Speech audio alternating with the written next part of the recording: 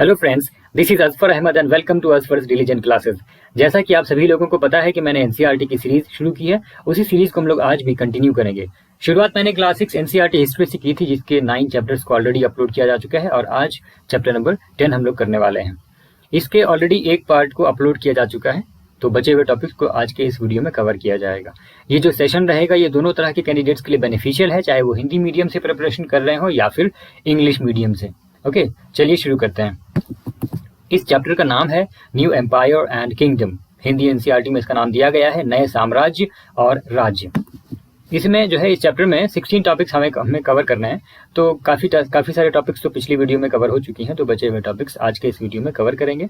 ठीक है, और इसके अलावा जो है कुछ इमेजेस हैं या फिर कुछ फिगर है, उससे रिलेटेड जो इंपॉर्टेंट इन्फॉर्मेशन होगी वो भी मैं आपके साथ शेयर करूंगा। चलिए, तो आज का जो टॉपिक रहेगी वहां पर चलते हैं। तो ये है हमारा आज का पहला topic, the Pallavas, Chalukyas and Pulakeshin's prashasti. ठीक है, तो फर्स्ट जो इसका पॉइंट है, the Pallavas and Chalukyas were the most important ruling dynasties in South India during this period. तो जिस टाइम पीरियड की हम लोग बात कर रहे हैं, उस टाइम पीरियड में पल्लवास और चालुक्यास जो थे ये बहुत ही इंपॉर्टेंट रूलिंग डायनेस्टीज में से एक थे। साउथ इंडिया की बात हो रही है। ठीक है, यहाँ पर आप देख सकते हैं इनका लोकेशन यहाँ पर दिखाया गया है मैप में। Let me show you. ये देखिए, यहाँ पर ये पल्लवास हैं और ये यहाँ पे चालुक्यास हैं। ठीक है, वापिस आते हैं। तो इसका जो सेकेंड पॉइंट है, the kingdom of the Pallavas spread from the region around their capital Kanchipuram to the Kaveri delta. ठीक है, जो पल्लवास का जो किंगडम था यानी उसका जो राजपाट था वो कहाँ से कहाँ तक फैला हुआ था? Spread from the region around their capital, यानी उनका जो कैपिटल था वहां यानी कांचीपुरम से लेकर के कावेरी डेल्टा तक फैला हुआ था। While that of the Chalukyas who centered on the Raichur Dwab between the rivers Krishna and Tungabhadra। ठीक है, जबकि जो चालुक्यास का था वो कहाँ से कहाँ तक था? While that of the Chalukyas who centered on the Raichur Dwab between the river Krishna and Tungabhadra, यहाँ तक उनका फैलाव था। ठीक है, चालुक्या का। नेक्स्ट पॉइंट है, Aihole, the capital of the Chalukyas was an important trading center। यानी चालुक्यास का जो कैपिटल था Aihole, ये आप देख सकते हैं मैप में भी इसका जो लोकेशन है वो दिखाया गया है इस जगह पे। ठीक है, मैं इसको और थोड़ा बड़ा करता हूँ ताकि आप देख सकें। ये नीचे में चालुक्या है, ऊपर में Aihole लिखा है और वहां पर ब्लैक डॉट है, यानी ये कैपिटल था। ठीक है, ओके। फोर्थ पॉइंट है, it developed as a religious centre with a number of temples. यानी Aihole जो था वो तो एक इंपॉर्टेंट ट्रेडिंग सेंटर था ही, फिर ये डेवलप हुआ रिलीजियस सेंटर के तौर पे और वहाँ पे बहुत सारे तादाद में बहुत सारे नंबर्स ऑफ टेम्पल्स वहाँ पर देखने को मिले। ठीक है, डेवलप हुए। फिफ्थ पॉइंट है, the Pallavas and Chalukyas frequently raided on one another's lands, specially attacking the capital cities which were prosperous towns. ठीक है, तो पल्लवास और चालुक्यास जो थे ये आपस में जब भी इनका लड़ाई झगड़ा होता था तो ये एक दूसरे के जो है कैपिटल सिटीज पे अटैक करते थे, क्योंकि वो प्रॉस्पेरस और बहुत ही खुशहाल टाउन होता था। ठीक है, सिक्स्थ पॉइंट है, the best known Chalukya ruler was Pulakeshin II। यानी चालुक्य रूलर में से सबसे जो बेस्ट नोन है वो उसका नाम है पुलाकेशिन II। सेवेंथ पॉइंट है, We know about him from a प्रशस्ति composed by his court poet Ravi Kirti. यानी हम लोग उसके बारे में जानते हैं, उनका जो कवि था कोर्ट पोएट यानी उनके दरबार का एक कवि था रवि कीर्ति, उसके लिखे प्रशस्ति से हम लोग उसके बारे में जानते हैं। ठीक है, एट्थ पॉइंट है, this tells us about his ancestors who are traced back through 4 generations from father to son. Pulakeshin evidently got the kingdom from his uncle. तो वो जो प्रशस्ति लिखा था रवि कीर्ति ने, जो कि पुलाकेशिन II के कोर्ट पोएट थे, उनके दरबारी कवि थे, तो उन्होंने एंसेस्टर्स का भी मेंशन किया है और फादर टू सन उन्होंने जनरेशंस को 4 जनरेशन को बताया है। तो ये भी बताया है कि पुलाकेशिन को जो ये सब राजपाट जो मिला था वो कैसे मिला था? वो अंकल के जरिए मिला था। Pulakeshin evidently got the kingdom from his uncle. जो इसका नेक्स्ट पॉइंट है, point number 9, according to Ravi Kirti which was a poet, he led expeditions along both west and the east coast, besides he checked the advance of Harsha। इस point number 9 में ये बताया जा रहा है, रवि कीर्ति के जरिए उन्होंने ये मेंशन जो किया था कि पुलाकेशिन II ने एक सैन्य अभियान चलाया था वेस्ट में भी और ईस्ट कोस्ट में भी, यानी पूर्वी कोस्ट में भी और पश्चिमी कोस्ट में भी। इसके अलावा उन्होंने जो हर्षा जो थे यानी हर्षवर्धन, उसको भी उसका चेकआउट किया। He check the advance of Harsha, मतलब उसको भी आगे बढ़ने से रोका। ठीक है, 10th पॉइंट है, there is an interesting play of words in the poem. तो जो पोएम वो लिखते थे उसमें जो है वर्ड्स यानी शब्दों के साथ बहुत बेहतरीन तरीके से वो लोग खेलते थे, मजेदार तरीके से खेलते थे शब्दों से, ठीक है। तो यहाँ पर हम लोग देखते हैं 11th जब नंबर जो पॉइंट है, हर्षा मीन्स हैप्पीनेस, यानी हर्षा का मतलब होता है हैप्पीनेस, और हर्षवर्धना को भी शॉर्ट फॉर्म में हर्ष बोलते थे या हर्षा बोलते थे। The poet says that after this defeat Harsha was no longer Harsha, ठीक है। मतलब हर्षा यानी Harshavardhana was no longer Harsha, मतलब अब वो खुश नहीं थे, ये यहाँ पर बताना चाह रहा, लेकिन शब्द जिस तरह इस्तेमाल किया गया उस चीज को यहाँ पर दिखाने की कोशिश की गई है, ठीक है। चलिए नेक्स्ट पॉइंट है point number 12। Pulakeshin also attacked the Pallava king who took shelter behind the walls of Kanchipuram, यानी पुलाकेशिन ने पल्लवा किंग पर भी हमला किया जिन्होंने जाकर के कांचीपुरम के दीवारों के सहारे अपने आप को बचाने की कोशिश की, वहां पर जाकर उन्होंने शरण ली, शेल्टर लिया। पॉइंट नंबर 13 है but the Chalukya victory was short-lived. Ultimately, both the Pallavas and the Chalukyas gave way to new rulers belonging to the Rashtrakuta and Chola dynasties. ठीक है, तो चालुक्य की जो विक्ट्री थी वो बहुत ही छोटे वक्त के लिए थी, बहुत ही शॉर्ट ड्यूरेशन के लिए थी, और अल्टीमेटली क्या हुआ, फाइनली फिर क्या हुआ कि दोनों ही पल्लवास और चालुक्यास इन दोनों ने ही नए रूलर को एक तरह से रास्ता दिखा दिया, एक तरह से रास्ता दे दिया, और वो किससे बिलोंग करते थे वो रूलर, राष्ट्रकूता से एंड चोला डायनेस्टी से। चलिए यहां से न्यू टॉपिक शुरू होता है जिसका नाम है how where these kingdoms administered.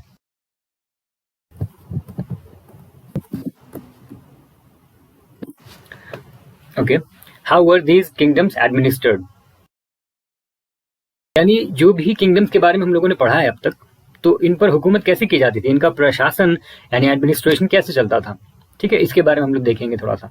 तो पहला जो पॉइंट है, as in the case of earlier kings, land revenue remained important of these rulers and the village remained the basic unit of administration। यानी इससे पहले वाले राजाओं के बारे में हम लोगों ने एक चीज देखा कि लैंड रेवेन्यू जो था वो बहुत ही इंपॉर्टेंट था, ठीक है। वो तो इसमें भी इंपॉर्टेंट ये वाला जो था, जो हम लोग टाइम पीरियड के बारे में जो पढ़ रहे हैं किंगडम्स के बारे में, तो यहाँ पर भी ये उसी तरह से लैंड रेवेन्यू रिमेन्ड इंपॉर्टेंट, वो इंपॉर्टेंट रहा ही लैंड रेवेन्यू। और इसके अलावा जो विलेज था वो बेसिक यूनिट ऑफ एडमिनिस्ट्रेशन था, ठीक है। सेकेंड पॉइंट है there were some new developments as well, कि उसमें जो है कुछ नए डेवलपमेंट्स भी देखने को मिले। थर्ड पॉइंट है kings adopted a number of steps to win the support of men who were powerful either economically और सोशली और because of their political and military strength. Third point में है कि जो राजा थे उन्होंने कई सारे स्टेप्स को अपनाया, ठीक है, ताकि वो सपोर्ट हासिल कर सकें उस तरह के इंसानों के जो बहुत पावरफुल हैं, चाहे वो इकोनॉमिकली पावरफुल हैं या सोशली, या फिर because of their political and military strength भी वो उनके सपोर्ट को लेने की कोशिश करते थे। फॉर इंस्टेंस यहाँ पे जो 3 का फर्स्ट पॉइंट है, some important administrative post were now hereditary, यानी कुछ जो इम्पोर्टेंट एडमिनिस्ट्रेटिव पोस्ट होते थे यानी प्रशासनीय जो प्रशासन के लिए जो पोस्ट बने होते हैं उसमें क्या थे, अब वो हेरिडिटरी था, यानी अगर फादर अगर वहां पर है तो फादर के बाद उसका सन होगा, फिर उसका सन होगा, इस तरह से। This means that sons succeeded fathers to these post. Okay, for example, the poet Harishen was a Mahadandanayak or chief judicial officer like his father। ठीक है, मिसाल के तौर पे हरिशेन जो कवि था और एक मंत्री भी था, तो वो एक महादंड नायक था, ठीक है, और चीफ जुडिशियल ऑफिसर भी कह सकते हैं, अपने पापा की तरह। उसके पापा थे, फिर हरिशेन भी वही बना। ओके, सेकेंड में है sometimes one person held many officers, यानी कभी कभी ऐसा होता था कि एक ही आदमी कई तरह के डिपार्टमेंट का हेड है, कई तरह के ऑफिसर्स को मतलब वो मैनेज कर रहा है। तो मिसाल के तौर पे यहाँ पर भी हरिशेन का ही जिक्र है। Besides being a mahadanda nayaka, Harishena was a kumar amatya meaning an important minister and a sandhi vigrahika meaning a minister of war and peace. ठीक है, यानी यहाँ पर यह बताया जा रहा है कि मिसाल पहले तो यह है कि कुछ जो लोग ऐसे भी होते थे कि एक इंसान ही थे लेकिन वो अलग अलग ऑफिसर्स को हैंडल करते थे, अलग अलग डिपार्टमेंट के हेड थे। तो मिसाल के लिए हरिशेन जो कि महादंड नायक थे यानी चीफ जुडिशियल ऑफिसर थे, ठीक है, तो ये जो थे कुमार अमत्या भी थे यानी एक इंपॉर्टेंट मिनिस्टर के साथ साथ संधि विग्राहिका भी थे, यानी मीनिंग इसका यह है कि minister of war and peace, यानी जंग और सुलह से लेकर रिलेटेड भी ये मंत्री थे, यानी 3 पोस्ट इसका उनका हो गया। ठीक है, फिर थर्ड में है besides important main probably had a से इन लोकल एडमिनिस्ट्रेशन।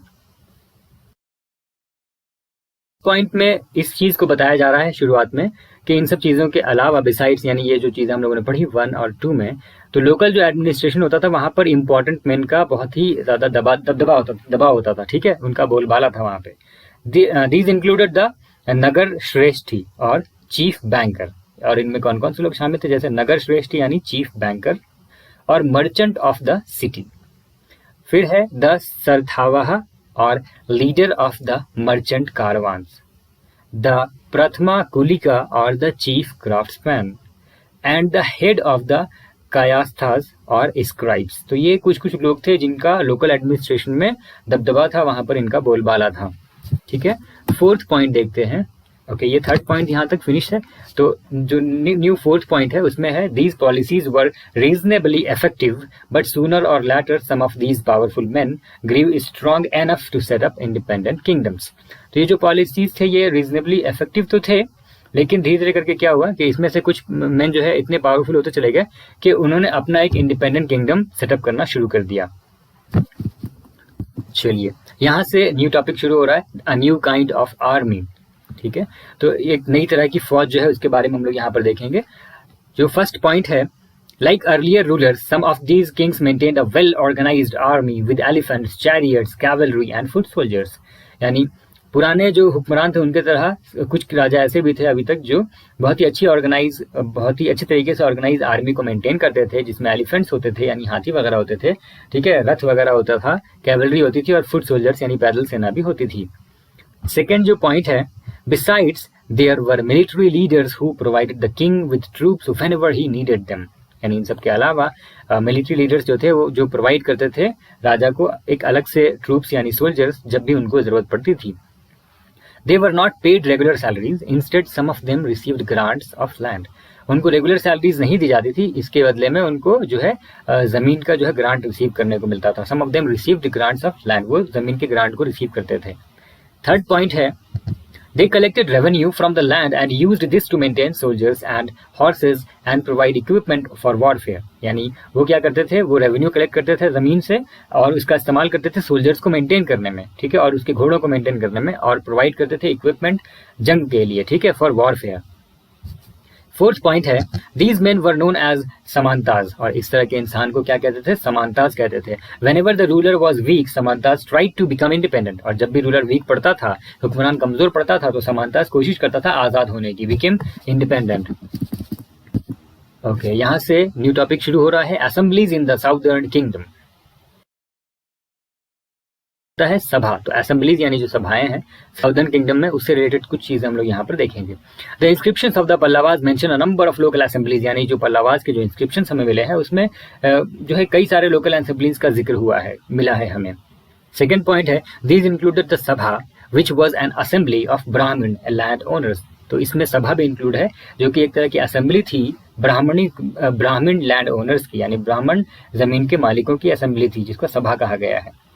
थर्ड जो पॉइंट है, this assembly functioned through sub committees which looked after irrigation, agricultural operations, making roads, local temples etc. यानी ये जो असेंबली थी ये फंक्शन करती थी सब कमिटीज के जरिए, ठीक है, जो इन सब चीज़ों का ख्याल रखते थे, इरिगेशन सही से हो रहा है कि नहीं, ठीक है, उसके क्या क्या इंतजामात हैं, एग्रीकल्चरल ऑपरेशंस किस तरह से काम कर रही है, कैसा चल रहा है, मेकिंग रोड्स, कहाँ कहाँ पर सड़क निर्माण हो चुका है, कहाँ पर करवाने की ज़रूरत है, और जो सड़क बनी है उसका मेंटेन कैसे हो रहा है, रख रखाव कैसे हो रहा है, लोकल टेम्पल्स, ठीक है, इन सब चीज़ों से रिलेटेड चीज़ों का मतलब देखना होता था उनको। ओके, एक असेंबली का जिक्र है जिसको उर कहते हैं, ठीक है। द उर वॉज ए विलेज असेंबली, जो कि गांव की सभा थी, ठीक है, found in areas where the land owners were not Brahmins. तो ये उन लोगों की सभा थी, ऐसे लैंड ओनर्स की जो ब्राह्मण्स नहीं थे, ठीक है, और विलेज में असेंबली होती थी, उसका नाम था उर, ठीक है। फिफ्थ जो पॉइंट है, and the nagaram was an organisation of merchants, और जो ऑर्गेनाइजेशन था मर्चेंट का उसका नाम क्या था, नागरम। नेक्स्ट पॉइंट देखते हैं, point number 6। It is likely that these assemblies were controlled by rich and powerful landowners and merchants. तो ऐसा अंदाजा लगाया जाता है कि जो असेंबलीज होती थी ये कंट्रोल की जाती थी अमीर और ताकतवर लैंड ओनर्स या मर्चेंट के जरिया, ठीक है। सेवेंथ पॉइंट है, many of these local assemblies continue to function for centuries. इनमें से कई सारी लोकल असेंबलीज जो है वो फंक्शन करती गई, ठीक है, कई सेंचुरीज तक। चलिए ये तो हो गया। अब हम लोग जो है कुछ इंफॉर्मेशन इकट्ठा करेंगे, थोड़ा सा इंफॉर्मेशन इकट्ठा करेंगे लोकल पर्सन से रिलेटेड, यानी किंगडम्स में जो लोकल, ऐसा तो नहीं कि जो अगर एक किंगडम है तो किंग क्वीन और उससे उसकी जो फैमिलीज बस वो है ना, मतलब अमीर और बहुत ज्यादा ऊंचे पोस्ट पे पावरफुल, सब लोग तो उस लेवल पे नहीं थे, ठीक है। तो जो आम इंसान थे उनके बारे में हम लोग थोड़ा सा देखेंगे। चलिए, तो यहाँ से हमारा न्यू टॉपिक शुरू होता है, ordinary people in the kingdom, ठीक है, यानी जो आम लोग थे, साधारण लोग थे किंगडम में, उनके बारे में चीजें देखेंगे। तो फर्स्ट जो पॉइंट है, we can catch an occasional glimpse of the lives of ordinary people from plays and other accounts, यानी हम लोग देख सकते हैं या पता कर सकते हैं, थोड़ी सी झलक हमें मिल सकती है आम लोगों की जिंदगी के बारे में, चाहे प्ले के जरिए या फिर अकाउंट्स जो लिखा गया था उस वक्त, लोगों ने जो कुछ लिखा था, ठीक है। सेकेंड पॉइंट है, Kalidas is known for his plays depicting life in the king's court. Kalidas जो है वो जो है क्या करते थे, जाने जाते थे कि जो किंग्स के कोर्ट में यानी राजा के दरबार में किस तरह की जिंदगी थी वहां पे, उस चीज को वो दिखाते हुए प्ले लिखते थे। Kalidas is known for his plays depicting life in the king's court. Okay, third point है, an interesting feature about these plays is that the king and most Brahmans are shown as speaking Sanskrit, while women and men other than the king and Brahmans use Prakrit. तो एक interesting feature about these plays वो ये है, यानी इन सब pledge जो जिसको लिखा था कालिदास ने, उसके बारे में कुछ इंटरेस्टिंग फीचर ऐसा है कि राजा और ब्राह्मण जो है वो संस्कृत बोलते थे, यानी उनकी जुबान संस्कृत थी, ठीक है, जबकि औरतें या मर्द other than the king and brahmans, यानी किंग और ब्राह्मण्स के अलावा वो प्राकृत लैंग्वेज यूज करते थे। क्लियर है यहाँ तक। फोर्थ पॉइंट है, his most famous play Abhijnan Shakuntalam is the story of the love between a king named Dushyant and a young woman named Shakuntala। तो उनके बहुत सारे प्ले में से जो सबसे ज्यादा फेमस था, जिसका नाम था अभिजनन शकुंतलम, और ये एक स्टोरी थी, लव स्टोरी थी, एक राजा जिसका नाम था दुष्यंत और एक औरत जिसका नाम था शकुंतला, उनके बीच की लव स्टोरी थी ये अभिजनन शकुंतलम, ठीक है। चलिए नेक्स्ट पॉइंट देखते हैं, point number 5, we can find interesting description of the plight of a poor fisherman in this play, ठीक है। और हम लोग एक इंटरेस्टिंग डिस्क्रिप्शन, बहुत ही मजेदार एक डिस्क्रिप्शन पाते हैं, ठीक है, जो है of the plight of a poor fisherman, यानी एक गरीब मछुआरा से रिलेटेड इन दिस प्ले, इस कहानी में, इस प्ले में। 6th पॉइंट है, the Chinese pilgrim Faxian noticed the plight of those who were treated as untouchables by the high and mighty, ठीक है। चाइनीज पिलग्रिम जो फाशियान था उसने कुछ नोटिस किया कि अनटचेबल्स को कैसे ये लोग ट्रीट करते हैं, मतलब लोगों को, और मतलब कुछ लोगों को ये किस तरह से ट्रीट करते हैं अनटचेबल्स के नाम पे, ठीक है, और वो bye the high and mighty, उनके जरिए कैसे वो ट्रीट किए जाते हैं। 7th पॉइंट है, they were expected to live on the outskirts of the city, और उनसे एक्सपेक्ट किया जाता था, जिनको भी वो अनटचेबल्स कहते थे, उनसे ऐसा एक्सपेक्टेशन था कि वो आप लोग शहर के बाहरी हिस्से में रहें, ठीक है। तो उसने लिखा, फाशियान ने ये लिखा है कि if such a man इंटर्स a town और अ मार्केट प्लेस, यानी जब भी ऐसा कोई शख्स टाउन के अंदर या मार्केट के अंदर आता था तो वो एक लकड़ी अपने पास रखता था और उससे ठक ठक की आवाज करते हुए जाता था, ताकि लोगों को ये मालूम चले कि एक अनटचेबल आया है, क्योंकि ऐसा उसको करने को कहा गया था, ठीक है, ताकि जो भी इस चीज को सुने वो खुद को सेपरेट कर ले उस इंसान से, उस शख्स से, ठीक है। People hearing this sound know what it means and avoid touching him और brushing against him. Okay, 9th point है, and Banabhatta provides us with a vivid picture of the king's army on the move, ठीक है।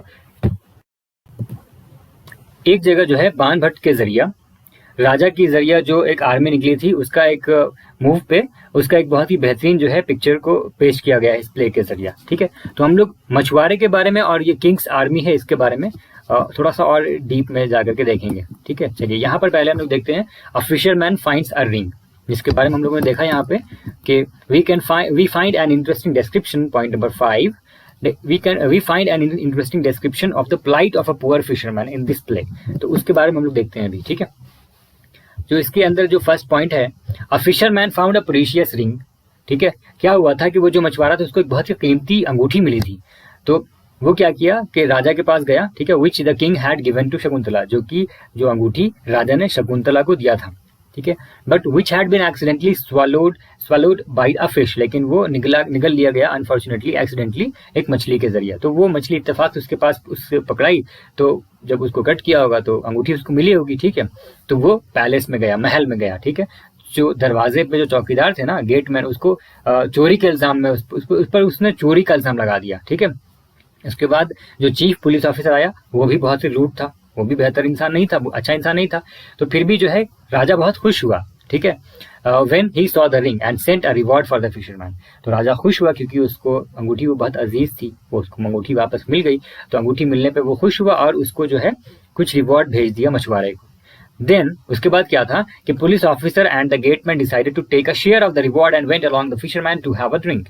तब क्या था कि police officer जो कि बदमाशी कर रहा था और जो गेटमैन जो उस पर चोरी का इल्जाम लगा रहा था, तो चूंकि फिशरमैन को अब अवार्ड मिला, मछुआरे को अब रिवॉर्ड मिला, ठीक है, तो वो उसके साथ हो लिए कि चलो हम भी चलते हैं, और साथ में चले गए कि चलो अगर कुछ पीना होना है तो हम भी पियेंगे साथ में, ठीक है। चलिए आगे बढ़ते हैं। तो किंग्स आर्मी का जो मैंने जिक्र किया था वो भी हम लोग देखते हुए चलते हैं। एक तो मछुआरे की स्टोरी थी वो हम लोगों ने देखा, अभी किंग्स आर्मी के बारे में देखते हैं। The king travelled with an enormous amount of equipment, okay, यानी ये फर्स्ट पॉइंट इसमें ये बता रहा है कि जो राजा होते थे ना, वो बहुत ज्यादा तादाद में सामानों को लेकर के चलते थे, बहुत ज्यादा तादाद में, ठीक है। अपार्ट फ्रॉम वेपन्स, यानी अब जाहिर सी बात है अगर वो राजा कहीं पर जा रहा है तो बिल्कुल खाली हाथ तो नहीं जाएगा ना, तो अपने साथ असला बारूद मतलब वेपन वगैरह, हथियार वगैरह साथ में लेकर के रखेगा ना, कि कभी अगर दुश्मन हमला कर दे तो वो संभाल सके खुद को और दुश्मन को हरा सके, राइट। तो हथियार तो होते थे उसके पास, यहाँ तक तो ठीक है, लेकिन इसके साथ साथ there were things of daily use such as, यानी इसके साथ साथ बहुत सारी चीजें ऐसी भी थी जो रोजमर्रा की जिंदगी में काम आने वाली थी, जैसे बर्तन हो गया, पैंस वगैरह हो गया, फर्नीचर हो गया, गोल्डन फूड स्टूल्स हो गया, फूड हो गया, गजा वगैरह, including animals such as goat, deer, rabbits, फिर vegetables, spices carried on carts और loaded on to pack animals such as camels and elephants. तो इतनी सारी चीजें जानवरों के साथ, जानवर भी साथ में उनके रहते थे, ठीक है, फूड वगैरह भी होता था, वेजिटेबल्स, स्पाइसेस, बहुत सारी चीजें वो रखते थे, लेकर के जाते थे, और ऊंट के पीठ पर या हाथी की पीठ पर लाद करके वो लेके जाते थे, ठीक है। थर्ड पॉइंट है, this huge army was accompanied by musicians beating drums and other playing horns and trumpets, यानी इतना ही नहीं, इसके साथ साथ म्यूजिशियंस भी थे, ठीक है, जो ड्रम वगैरह बीट करते हुए चलते थे और हॉर्न्स और ट्रम्पेट्स वगैरह प्ले करते रहते थे। तो अगर वो जिस रास्ते से गुजर रहा हो, अगर बीच में गांव आ गया तो उनको, गांव वालों को उनका सत्कार करना पड़ता था, उनका सेवा करना पड़ता था, ठीक है। Villagers had to provide hospitality along the way. Okay, next जो पॉइंट है, they came with gifts of curds, gur and flowers and provided fodder for the animals, यानी वो गिफ्ट के तौर पे दही लेके आते थे, फिर जैगरी यानी गुड़ वगैरह लेके आते थे, फूल यानी फ्लावर्स वगैरह लेकर के आते थे, और जो जानवर उनके साथ है ना राजा के साथ, उन सब के लिए वो चारा भी लेकर आते थे, मतलब जानवरों को जो खाना होता है, ठीक है। नेक्स्ट पॉइंट है, they also try to meet the king and place their complaints and petitions before him, यानी वो ये भी कोशिश करते थे कि वो राजा से मुलाकात कर पाए, मीटिंग कर पाए, ताकि वो अपनी जो भी उनकी शिकायतें हैं, जो भी उनकी दरख्वास्त है, वो राजा तक पेश कर सके, राजा को पेश कर सके, ठीक है। सेवेंथ पॉइंट है, the army left a trail of destruction behind. Elephants often trampled down the herds of villagers, and the oxen yoked to the caravans of merchants ran away scared by the tumult. 7th number point में ये बताया जा रहा कि the army left a trail of destruction behind. तो destruction एक होता है कंस्ट्रक्शन, एक होता है डिस्ट्रक्शन, ठीक है। तो कंस्ट्रक्शन पॉजिटिव वे में है, किसी को बनाया जा रहा है, डिस्ट्रक्शन नेगेटिव वे में है, किसी चीज को नुकसान पहुंचाया जा रहा है, तोड़ा जा रहा है, बर्बाद किया जा रहा है। तो इसमें यह बताया जा रहा है कि पर ये जो सेनाएं होती थी ना, ये अपने पीछे एक तरह से कह सकते हैं कि विनाश और विध्वंस की निशानी छोड़ जाती थी, ठीक है। Elephants often trample down the huts of villagers, ठीक है। अक्सर गांव वालों की झोपड़ियां जो थी वो हाथी कुचल डालते थे, और व्यापारियों के काफिलों में जो बैल होते थे इस हलचल भरे माहौल से डरकर भाग खड़े होते थे, ठीक है। And the oxen yoked to the caravans of merchants ran away scared by the tumult, ठीक है। नेक्स्ट जो पॉइंट है, as Bana Bhatta says, point number 8, the whole world was swallowed up in dust, यानी पूरी दुनिया धूल के मतलब गर्दो गुब्बार में डूब जाती थी, ठीक है। चलें, यहां से हम लोग एल्सवेयर के टॉपिक में आ गए हैं, जो कि चैप्टर का आखिरी टॉपिक होता है।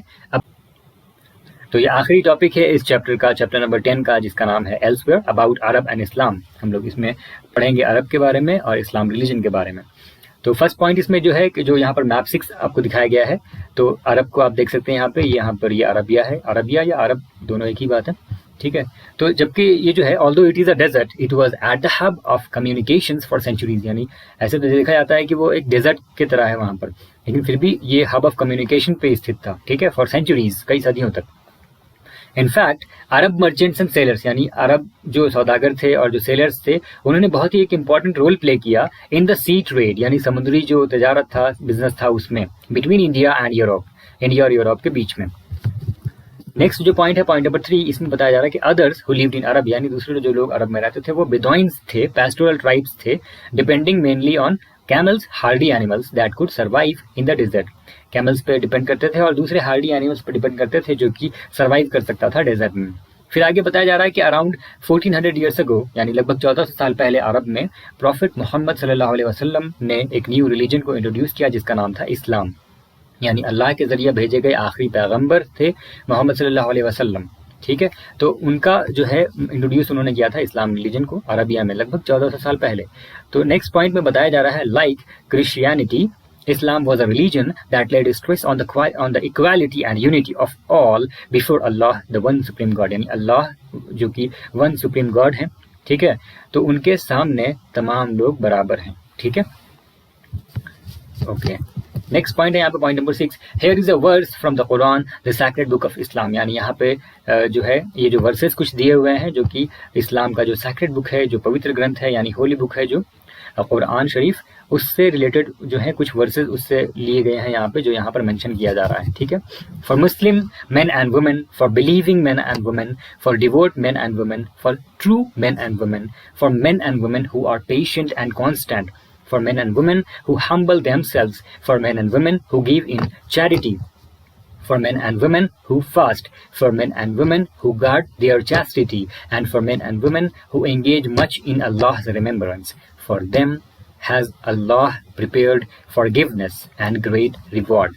ठीक है, मतलब यहाँ पर ये बताया जा रहा कि जो भी मुसलमान मर्द और औरतें हैं उनके लिए, ठीक है, यकीन रखने वाले मर्द और औरतों के लिए, फिर जो डिवोट हैं मेन एंड वुमेन मर्द और औरतें उनके लिए, फिर सच्चे मर्दों और औरतों के लिए, फिर जो पेशेंट और कांस्टेंट है, यानी जो धैर्यवान हैं, बहुत ही सब्र वाले हैं, सब्र करने वाले हैं, और जो इत्मीनान से रहने वाले हैं, ठीक है, सुकून से रहने वाले हैं, उस तरह के मर्दों और औरतों के लिए, फिर जो हम्बल हैं, फिर जो चैरिटी करने वाले हैं, उस तरह के मर्दों और औरतों के लिए, जो फास्ट रखते हैं, मतलब जो फास्ट मतलब जो रोज़ा रखा जाता है, ठीक है, for men and women who fast, यानी जो रोज़ा रखने वाले हैं, फास्ट रखने वाले हैं, उनके लिए, उस तरह के मर्दों और औरतों के लिए।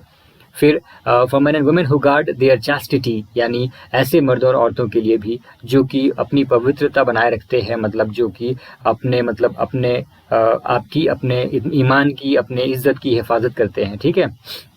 उसके बाद ऐसे मर्द और औरतों के लिए जो कि Allah remembrance, for men women who engage much in Allah remembrance, यानी ऐसे मर्द और औरतों के लिए जो कि अल्लाह को हमेशा याद करने वाले हैं और अल्लाह का जिक्र हमेशा करते रहते हैं। For them has Allah prepared forgiveness and great reward, उनके लिए, ठीक है, अल्लाह ने इन सब के लिए यानी माफ़ी और ग्रेट रिवॉर्ड रखा है, ठीक है। For them has Allah prepared forgiveness and great reward, यानी अच्छा इनाम रखा है। नेक्स्ट जो पॉइंट है, point number 7, within 100 years Islam spread to North Africa, Spain, Iran and India, यानी लगभग 100 साल के अंदर ही इस्लाम जो है नॉर्थ अफ्रीका में, स्पेन में, ईरान में और इंडिया में फैल चुका था। फिर है अरब सेलर्स के बारे में, पॉइंट नंबर 8 में, Arab sailors who were already familiar with the coastal settlement of the sub continent now brought the new religion with them, यानी अरब सेलर्स जो कि ऑलरेडी इस कोस्टल सेटलमेंट से फैमिलियर थे, हमारे सब कॉन्टिनेंट के कोस्टल सेटलमेंट से जो फैमिलियर थे, वो अब जो है न्यू रिलीजन लेकर के आए थे यहाँ पे, ठीक है। फिर आगे जो है नेक्स्ट पॉइंट, पॉइंट नंबर 9, अरब सोल्जर्स कॉन्कर्ड सिंध, जो कि अभी के वक्त में पाकिस्तान में है, अबाउट 1300 years ago, यानी अरब के सोल्जर्स ने सिंध को कॉन्कर्ड किया था, यानी इस पर फतह हासिल की थी, जो सिंध अभी के वक्त में पाकिस्तान में है, प्रेजेंट डे वो पाकिस्तान में है, तकरीबन 1300 साल पहले की बात है ये, ठीक है। तो इस तरह से हम लोगों ने क्लास 6 NCERT हिस्ट्री का चैप्टर नंबर 10 पूरी तरह से फिनिश कर लिया, ठीक है। अब मिलते हैं हम लोग चैप्टर नंबर 11 के वीडियो में, ठीक है। तब तक आप अपना ध्यान रखें, अपनी फैमिली का ध्यान रखें और खूब अच्छे से मन लगा करके पढ़ाई करें। Okay, bye bye, thank you, जय हिंद।